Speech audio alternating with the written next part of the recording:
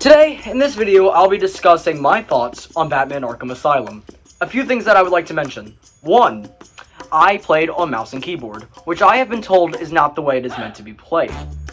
You know, things like, the console version is the way it's meant to be played, and controller is the definitive version, and mouse and keyboard is unreliable and unresponsive. You know, silly stuff like that. So, when I talk about the controls, please remember I am talking about mouse and keyboard and not controller. And 2, I have no nostalgia for this game whatsoever. I bought it a week ago, I knew nothing about it, and I beat it to 100%. All Riddler trophies, all puzzles, all gameplay. Everything you can do in that game, I've done. So without further ado, if there's a specific section that you want to skip to, go on ahead. Unless you're watching the premiere, then you guys can't skip. But if you guys want to watch the whole video, without further ado, let's get into Batman Arkham Asylum. I love the story of this game. Everything about it is just fantastic.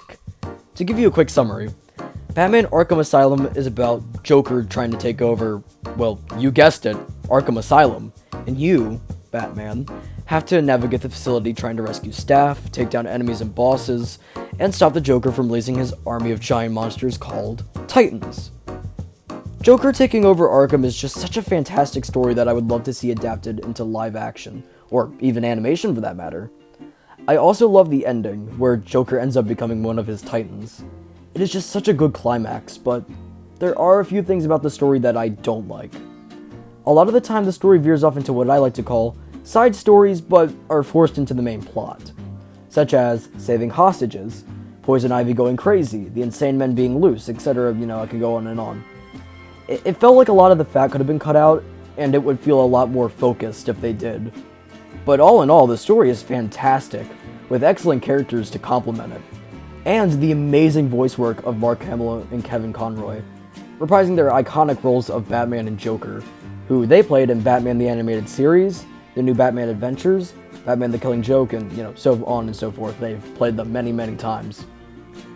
But, onto what we're really here for, the gameplay.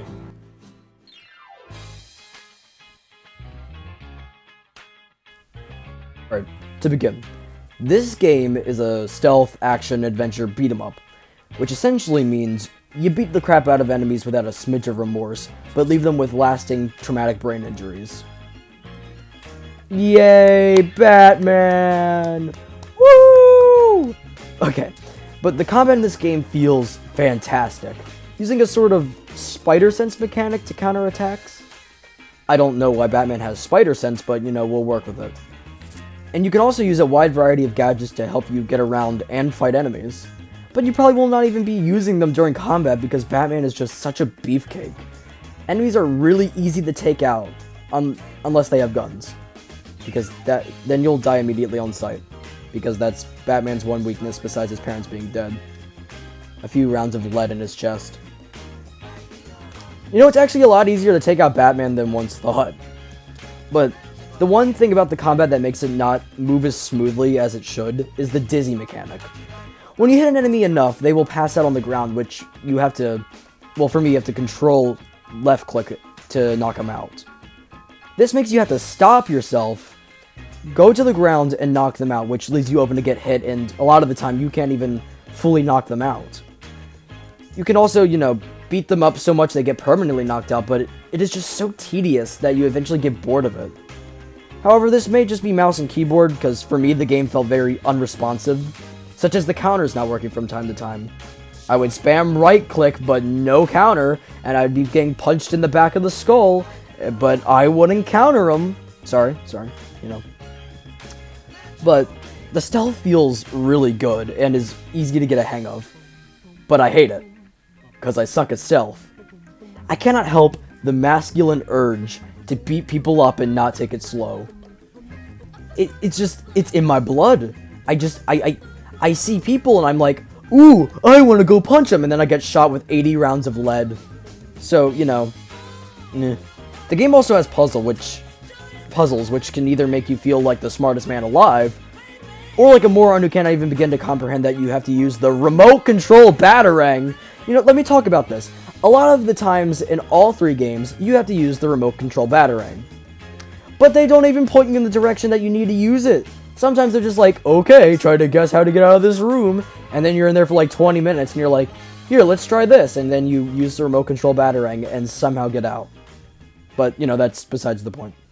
There are also quite a few bosses in the game, and each feels unique and different from each other, and you can go about each boss in, like, millions of different ways. You want to take it stealthily? Sure, go on ahead. If you want to, you know, go head on, you can do that too.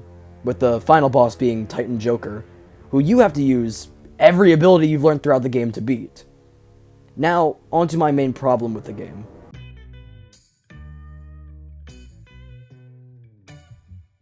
As the title states, this game is very, very tedious.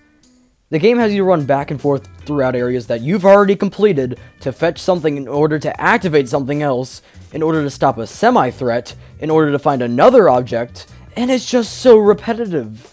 The puzzles become stale, the waves of enemies lose their initial charm due to being burnt out by the unresponsive controls. Once again, that's probably because I'm on keyboard and mouse. I do not like games that don't have a sense of progression with them. Throughout the game, there are several points that make you feel like you're nearing the end. But without any means to know how far you are, you're just running around without a sense of completion. Imagine it like this. Imagine you're walking into your kitchen and you begin to bake a cake, and you need flour. So you go into the pantry and you look for flour, but it's not there. So you return to the kitchen and you look there, and you find it, but it's just not the right kind. So you go back to the pantry and you find the correct flour hidden under a bag of, let's say, Doritos. That's the best way I can describe the progression of this game. Also, while I'm at it, no matter what game it is, I hate collectibles. The Riddler trophies were the most tedious thing to get through, and thank everything that it isn't required. Just look at this. There are like 30-minute long videos showing you exactly where every Riddler trophy is. Why would you make it that difficult for like no reward? But now onto the thing that I love the most about this game.